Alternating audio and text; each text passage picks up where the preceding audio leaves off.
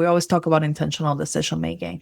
And for those of you who maybe wait, and I heard this firsthand from clients, right? We wait till the end of the year and then we decide what we're going to pay ourselves. And I'm like, that is one system. What we want to do is really create a clean, forward-looking budget to understand what can the business afford to pay you on a monthly, consistent basis. And then make sure you're taking that out because it becomes a discipline and habit to pay yourself every month. You're now listening to Design Curious, a place where you, creative one, are here to learn about what it really is like to be an interior designer. And I'm your host and mentor, Rebecca Ward. If you're worried about how to succeed in a creative career, if you're ready to learn your next steps to become an interior designer, and if you want the satisfaction of doing something you love every day, you are in the right place. Grab a coffee, a notebook, and let's dig into today's episode. Hello, and welcome to episode 196 of Design Curious Podcast. Today on the podcast, I have lovely guest Carla Titus.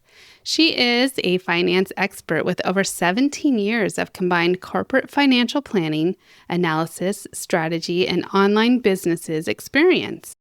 She provides fractional CFO services and financial consulting to business owners looking to grow their businesses profitably. Her mission with Wealth and Worth Within is to empower business owners to achieve financial clarity and peace of mind so that they can get back to what they enjoy. This has also kind of been the topic that you heard last week. You're going to hear it again next week, the mindset of hiring a professional outside of interior design to help you to have enjoyment in your business. And because hiring an expert, as we tell our clients, is the right move. So listen to what Carla has to say today and think about, you might want to reach out and hire her to help you with your CFO services. And before we get to that, I just want to remind you, doors are open right now for Launch Your Business Bootcamp. We start in July and you can sign up all of June. Spots are limited, so you want to make sure you get in there and get your spot so you can go from dreaming to designing by the end of summer. By the end of August, you'll have a plan in place and you can start taking on your clients. And if you're not quite ready for that, but you still need more help, you can sign up for My Design Mentor. I want to make sure if you're interested, you get in there this month because we are going to be raising prices come July. Once you're in, though, you can keep your membership going as long as you like, month to month, and it is going to be locked in at that price. We're never going to change it once you started at that rate. So if that's something you've been thinking about but haven't taken action on, go ahead and sign up for My Design Mentor. I'd love to have you in there. Okay, now let's hear from Carla. Hi, Carla. Welcome to Design Curious Podcast. It's great having you today. Thanks for having me, Rebecca. So excited for today. Yes. And it is a very important conversation always, especially for designers, because oftentimes we're also business owners and we need to know our finances in order to have a profitable, successful business, right?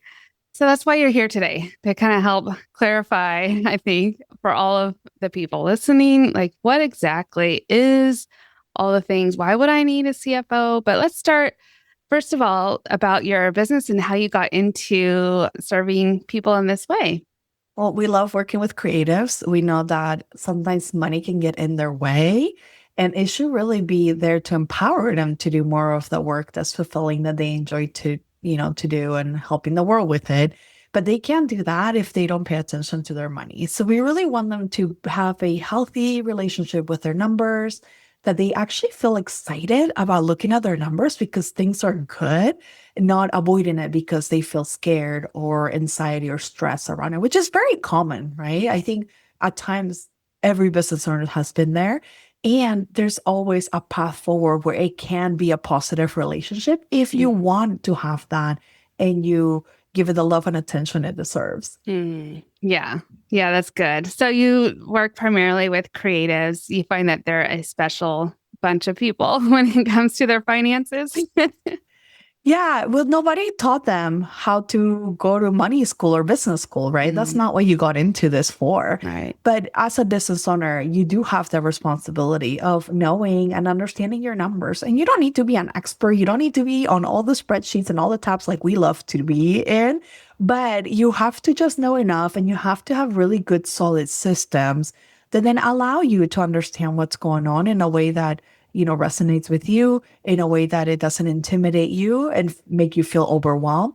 And that really just helps move the needle in the business because now you can do more exciting things. You can fund the stuff that you want to grow into, and you can hire people and you can do so much more because you have the resources and you manage them well. But Hmm. we know a lot of owners haven't had the education in this area. So it's Yeah. not their fault, but it's definitely their responsibility to learn. Hmm.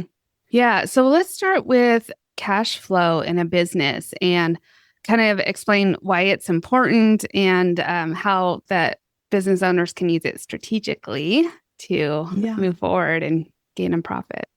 Everybody's always focused on just profitability or revenue, but honestly, cash flow is the oxygen to your business. So if you run out of cash, you run out of business. So we don't Mm, want you in that position.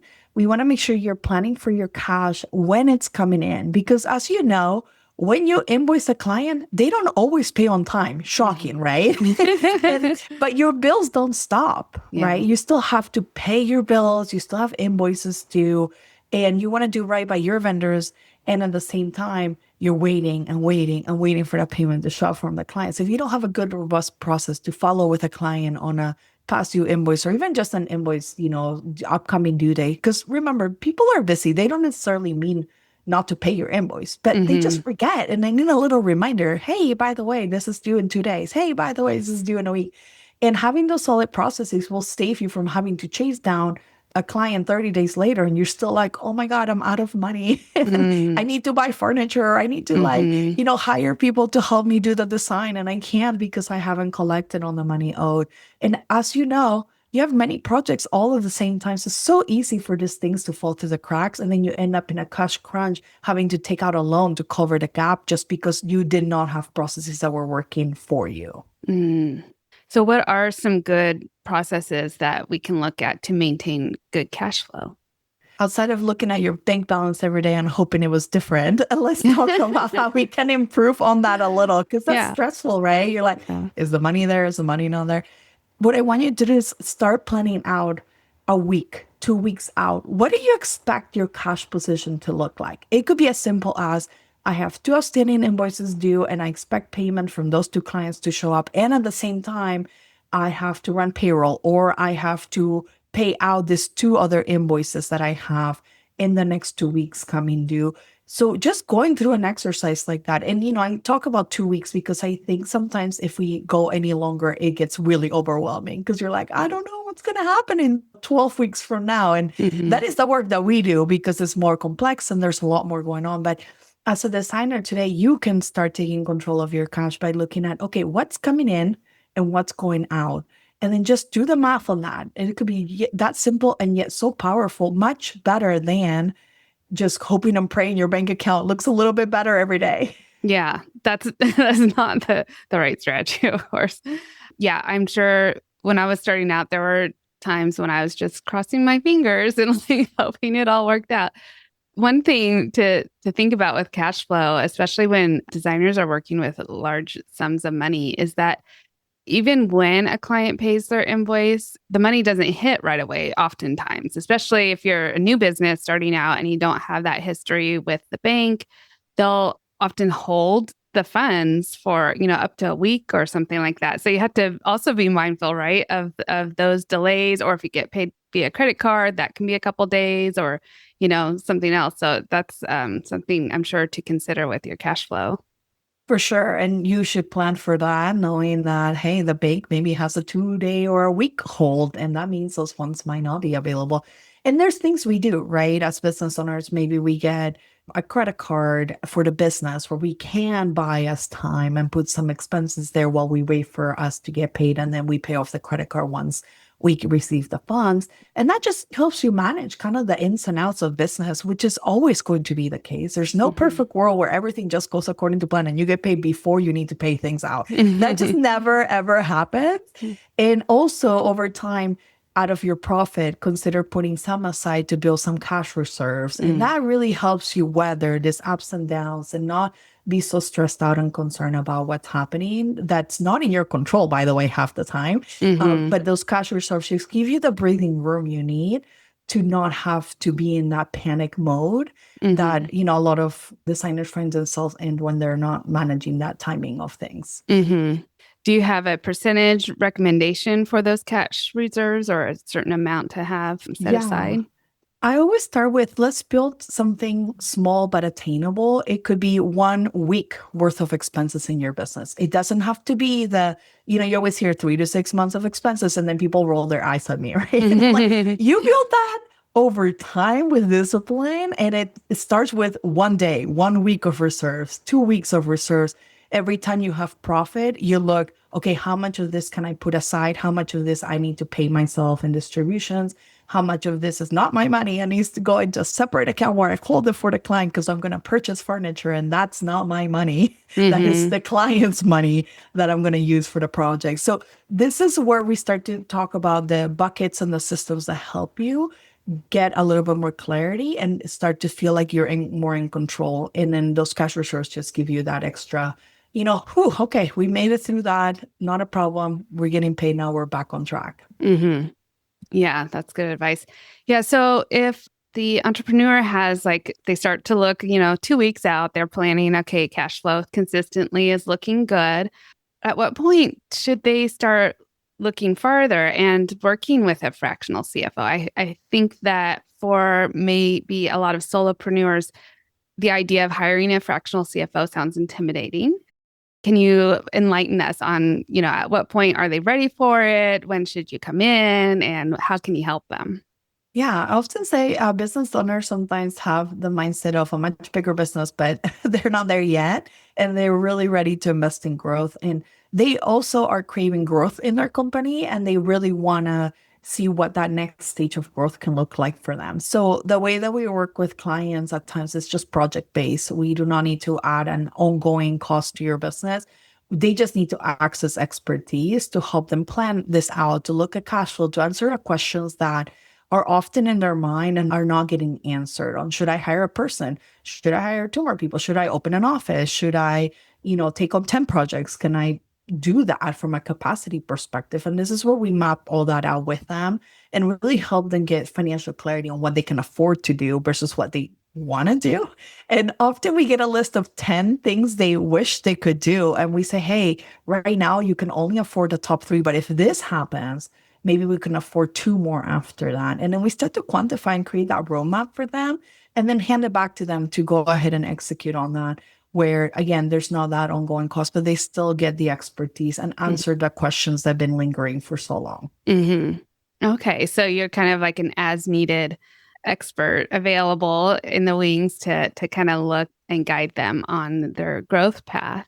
So if they are maybe not considering growth right now, but just need some feedback on how their finances, maybe their growth is really small. They're not thinking about hiring necessarily, or they're just wanting to go from, 2 projects to maybe maintaining 5 projects or something like that.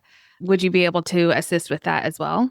Yeah, we also do go and do a financial review of what's happening in their company and really think about with them on what's their capacity to take on additional projects, which actually that is considered growth, even if it's still them just doing it. Yeah. It's a different kind of growth, right? And it's not going to be like, let's quadruple the business overnight and hire 5 people, but it's going to be how can I increase my capacity to handle more? And what would that financially look like for me? At the same time that we're reviewing what they've already accomplished. And is that healthy?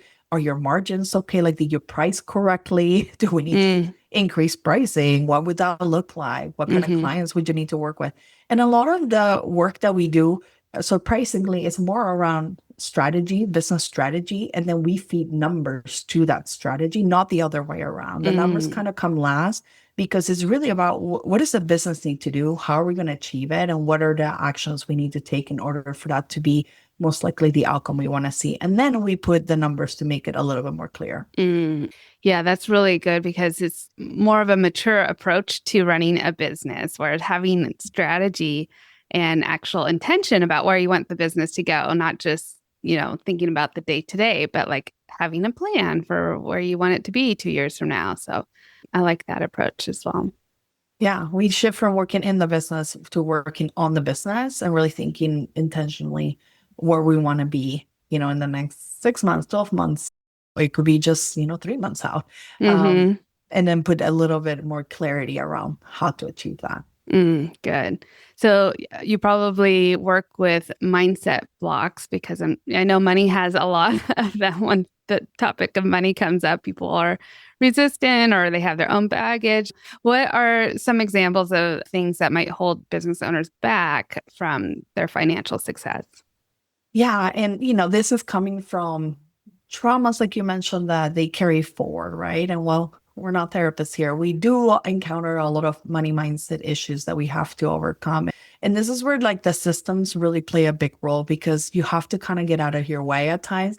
And one of the common ones we see is like the spender, right? They like to spend all the things and they don't seem to be able to keep money in place. So then the system we put in place is okay, out of every amount of profit you have every month, we're going to say X number aside or X percentage aside and put it in a separate account where you're not looking at it and tempted by it. Everything else you can spend, but that gets set aside so that you're not tempted by it and you're not working through that mindset with like all the, shiny things around you. And you're like, oh my God, I want all the things. And it's like you're capped by how much you can spend. And some people might think that's restrictive, but what it is now you have permission to spend freely what you do have in that one account because you're not worried about saving because we already save for you automatically instead of after the fact when there's nothing left.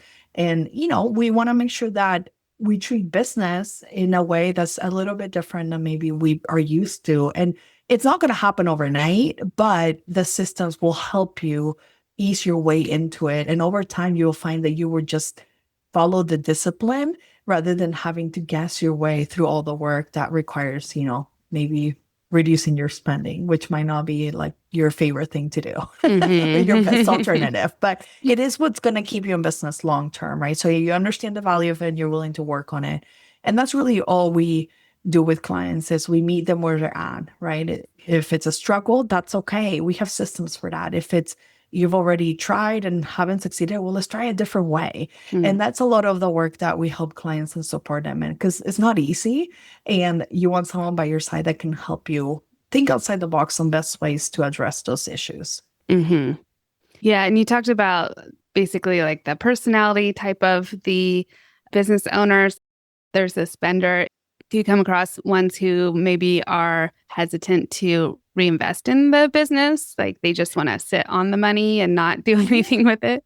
For sure, there's always the spectrum, right? And then there's the hoarders or like the people that really love safety and money, which by the way, I'm the same way. So I totally get it. And it's also something I have to work through on my own and with some help from my own coaching as well. And it really is about, okay, how much are we going to reinvest and how much are you going to save? So it's like the opposite system, right? So we put a bucket, percentage in place where you say, this needs to be spent in things that will move the needle for the business, help it grow, help achieve the next, level of growth. And what we determine what that looks like. And really putting it and allocating it to the things that move the needle in the business. It might be your own training, mentoring. Maybe you want to hire a coach. Maybe it is you want to do more marketing and you're measuring your market effectiveness. Maybe is you want to invest in your existing clients to retain them for longer so they book more projects with you. Because guess what? Maybe it's not one and done. Maybe they did the kitchen. Now they want to do the bathroom. They want to do something else. So they want you to build a house for them. Like you never know. So staying and retaining those clients is going to be just as critical. And sometimes we want to put some money towards that. And sometimes it's just investing in your own development around, maybe mastermind growth, coaching, anything that you need to be around your peers so that you see what's possible and making sure that, you have allocated those amounts of money to serve that purpose of helping you grow in the business. And that can look differently for everyone. But those that like to save money, we have to also remember that business growth of the speed that we invest in it as long as they're in the right things. Mm-hmm. Yeah. And you probably also come across designers or creatives who are hesitant to really pay themselves. Like they'll have the income, they'll put it back into the business, they'll do everything except take a paycheck. What kind of tips can you offer for those to make sure that they actually pay themselves? Yeah, I would say maybe there's some of you who pay yourselves but don't pay yourselves enough yet. And that's okay. At least you started and you have, a system where you're paying yourself. And then over time, your business grows, you're growing your salary with it or your pay. Or maybe you're hiring people and you're just staying the same pay, but that's on purpose, isn't intentional. We always talk about intentional decision making. And for those of you who maybe wait, and I heard this firsthand from clients, right? We wait till the end of the year and then we decide what we're going to pay ourselves. And I'm like, that is one system. What we want to do is really create a clean, forward-looking budget to understand what can the business afford to pay you on a monthly, consistent basis. And then make sure you're taking that out because it becomes a discipline and habit to pay yourself every month. And it also is an instant reward recognition for the work you're putting into your business. I mean, you're putting countless hours of work serving clients. Why wouldn't you pay yourself, right? And if you're worried about the amount, start small. It's not about the amount, it's about the discipline and the habit you're building of recognizing yourself every month for the work you're putting in. And over time, you'll feel more confident up in the amount because you'll see the business is growing, you're putting in effort, you're getting paid more. And then you don't become resentful of your business because that hard work is paying off. And even if it's not the absolute, essential amount that you want for your business, yet you're on your way, you're making progress. And that's really important. Yeah, that's good advice. Yeah, I do hear a lot of stories about designers who are like, yeah, I just kind of wait till the end. And if there's anything left over, I'll just write myself a check. But that's not really a business, you're not getting paid. So I like that advice. Let's talk a little about your company, Wealth and Worth Within. I love that name. How did you come up with that? Yeah, it was actually a gift from a client that's no longer with us here physically on earth, but the work we did together really reminded me of, what we're trying to do here is to build wealth for the business owner in the business or outside. And then we want to increase the worth of the valuation of their business. And I realized all this is within them. They just needed a guide or someone with expertise to come in and help them put the systems and explain how things work so they could make it work for themselves and make better decisions with data. And so that was the precious gift that client that took a chance on us gave me and left me with was helping me create the name of my company. Yeah, I love that. So if someone listening today is excited about how you can help them, how can they reach out and what kind of services do you offer? Yeah, they can reach us at wealthworthwithin.com, our website. They can book for a free call with a CFO to help understand what are your needs and how we might be able to support them. We offer fractional CFO services on a monthly retainer basis. We also offer a one-time project-based support. So if you're like, I'm not sure I need a CFO yet, but you still want to work through mapping out what your compensation needs to look like or your growth plan, or you're looking at cash flow and you're not sure, what's going on there. This is where we invite you to work with us on a project basis where there's like a set scope of work and a defined price. There's no ongoing unless you choose to keep working with us, which we will love if that was the case for the right audience here. We also offer bookkeeping services. That's something that you're, exploring, making a change in the new year.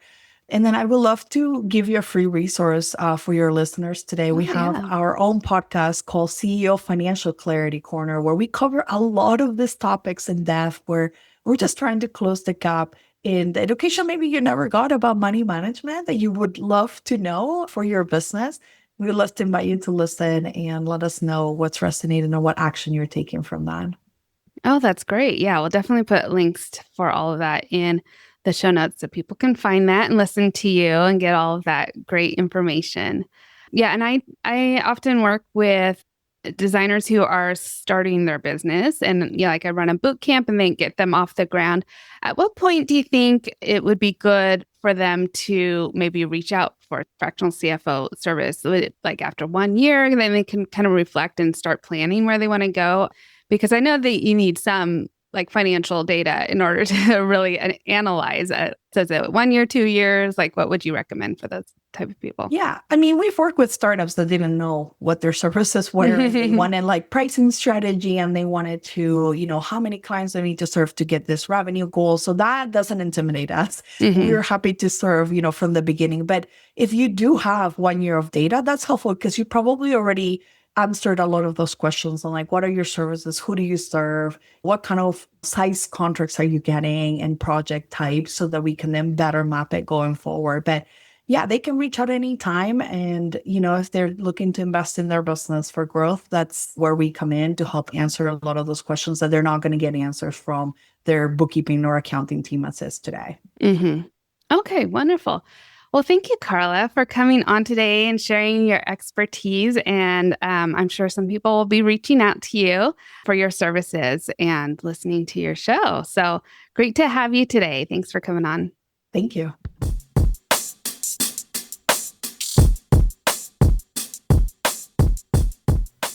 So if you'd like to reach out to Carla, links are in the show notes to get in touch with her.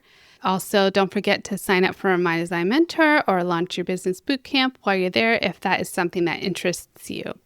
That's all we have for this week. Next week, we have another great episode that I already hinted at about mindset, so stick around for that.